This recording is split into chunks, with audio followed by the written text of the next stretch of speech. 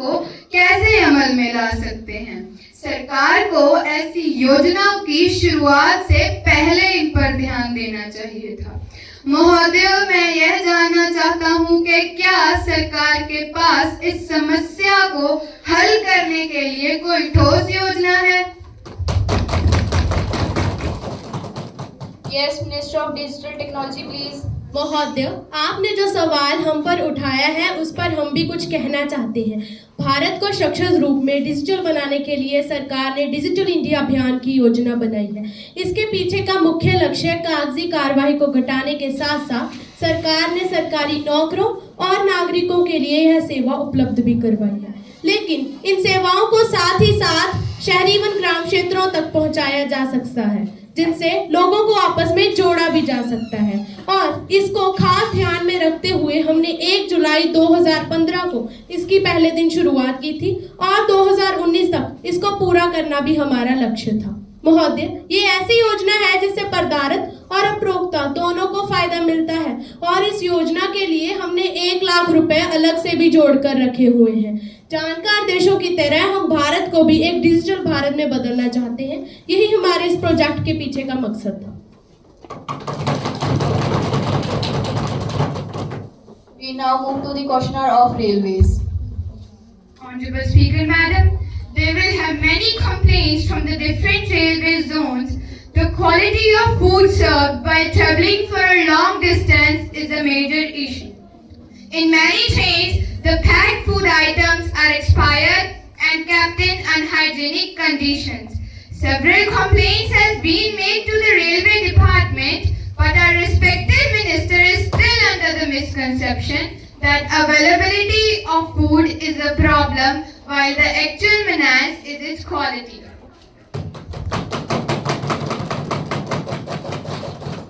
Yes, Minister of Railway please. आदरणीय महोदय, आपकी जानकारी के लिए बताऊं कि भारतीय रेलवे मंत्रालय 2017 केटरिंग पॉलिसी यानी भोजन प्रबंधन कार्यालय में लग चुका है। भारतीय रेलवे मंत्रालय अपनी पूरी कोशिश में लगा हुआ है। IRCTC द्वारा हर रेलवे यात्री को अच्छी से अच्छी सुविधा प्रदान करवाने और रेलवे के अंतर्गत 14 कैंटीन पहले से ही कर्ज भर चुके हैं। केवल यही नहीं, प्रत्येक कंपार्टमेंट में प्योरीफायर लगवाकर हर रेलवे यात्री को शुद्ध और साफ पानी दिलवाने की भी योजना बनाई गई है। लोगों का स्वास्थ्य हमारा लक्ष्य है और इस लक्ष्य को बरकरार बनाए रखने के लिए सावधानी बरतना हमारा कर्तव्य बनता है। भारतीय सरकार की भी यही कोशिश जारी है।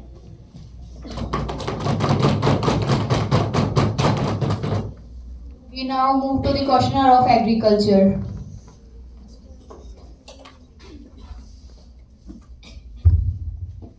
माननीय महोदय, किसान हमारे देश की प्रगति करने वालों में एक हैं।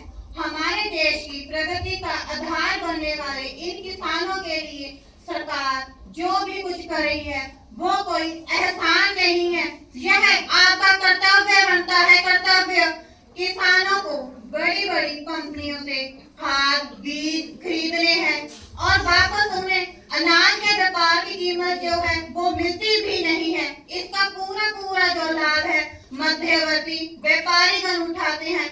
अन्य व्यवसाय की तुलना में खेती बाड़ी में, सिंचाई में, कटाई में मजदूरों की मजदूरी का जो बढ़ता जो कर्ज है वह नहीं उठा सकते।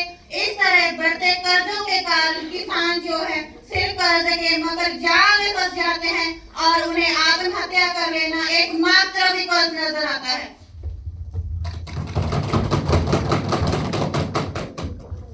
Any other supplementaries? Yes, ma'am. Honorable Speaker, Madam, it is with a heavy heart and with a lot of pain that I and my fellow members stand before you to call the attention of Honorable Minister of Agriculture to the increasing numbers of farmer suicides in India. We would like to know the steps taken by the government to save the sons of our soul. Apart from all these reports of stress in agriculture, how begin to up here because of demonetization. This solution to farmer pain should be directed to us, enabling the farmers to help themselves and to sustain on their own. Yes, Minister of Agriculture, please. Honorable Speaker, I would like to put forward the report given by NCRB on the district titles of farmer suicides. The report seems that the major causes of farmer suicides are, I repeat, the report seems that the major causes of farmer suicides are illness, family problems, bankrupting, crop failure, drug alcohol addiction, etc. But this government has taken several steps to remove these problems by providing adequate prices on farm products and farmers by giving MSPs and also by providing high levels of procurement through National Agriculture Marketing Scheme.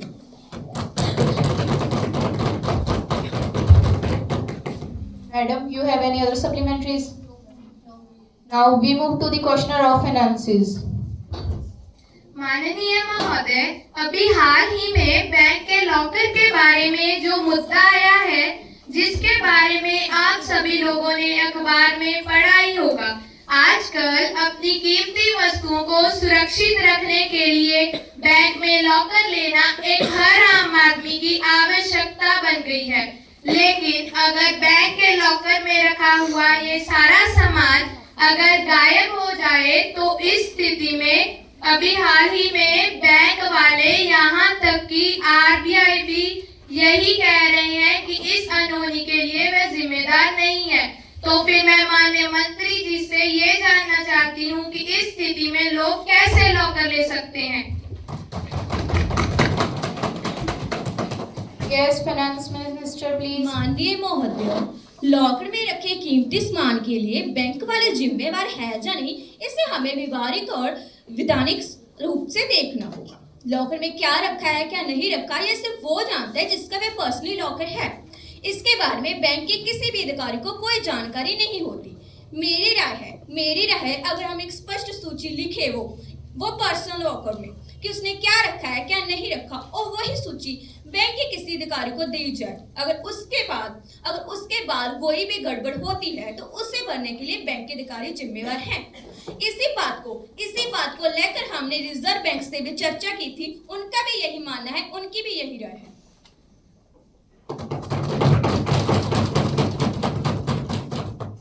The household dignity by not giving importance to such a responsible articles.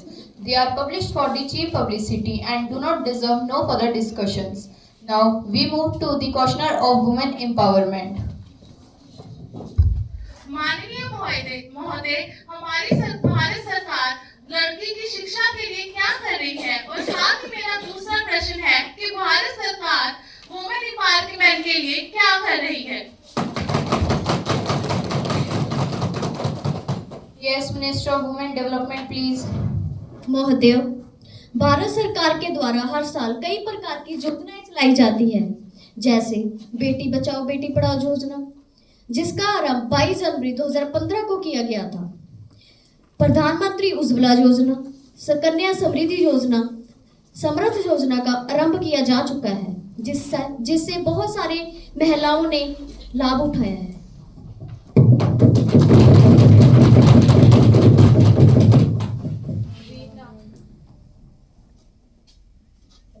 We now move to the questioner of education policy. माननीय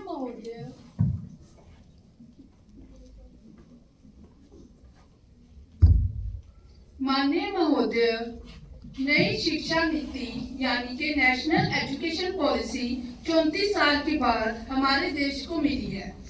लेकिन शिक्षक बनने के लिए छात्र के रूप में आप नेशनल एजुकेशन पॉलिसी को कैसे देखते हैं?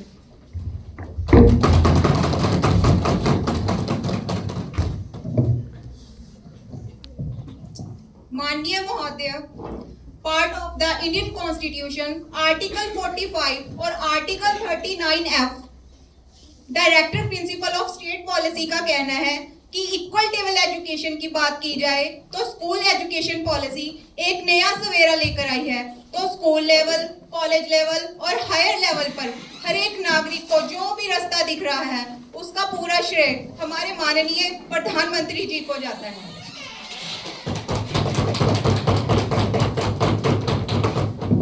Any other supplementaries? No, ma'am. Now we move to the questioner of foreign affairs. माननीय महोदय, चाहती हूँ कि 2021 खत्म होते होते हमने प्रयाग अग्रवाल और रीना नायर जैसे कई इंडियंस को उस लिस्ट में ऐड कर दिया है जो आज foreign multinational Members, company. please maintain silence. Prayag Agrawal Twitter के सीईओ बनाए गए। पहले से ही सत्या नडेला, सुंदर पिचाई, संतुन रैन और राजीव सूरी जैसे इंडियंस फॉरेन कंपनीज के सीईओ हैं।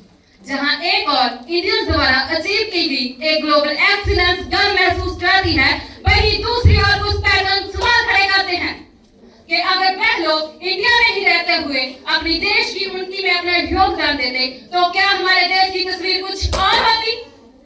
क्या ब्रेन ड्रेन आज भी हमारी डेवलपमेंट को हैम्पर कर रहा है? लोगों का Members, please maintain silence. लोगों का विदेश जाना में इतनी नहीं, बल्कि उनका वापस लौट कर ना आना चिंता का विषय है।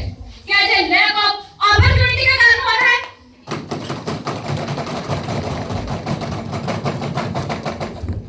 Yes, Minister of Foreign Affairs, please.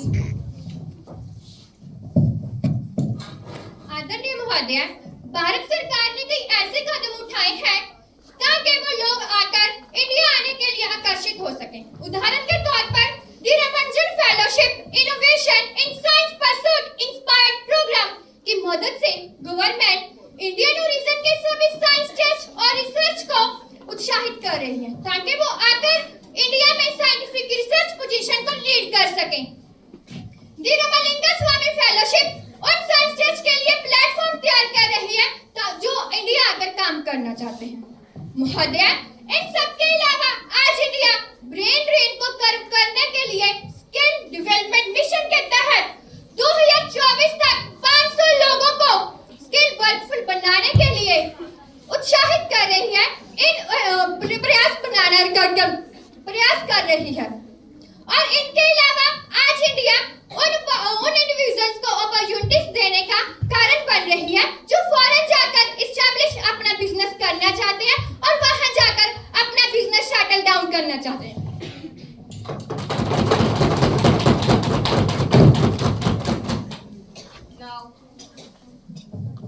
Now, the question is that leave should be granted for the Employees Fund and the Penal Code 1952. Those who are favoring it will say aye. Aye. Those who are against it will say no. No. I think ayes haven't, ayes haven't, ayes haven't. Leave is granted.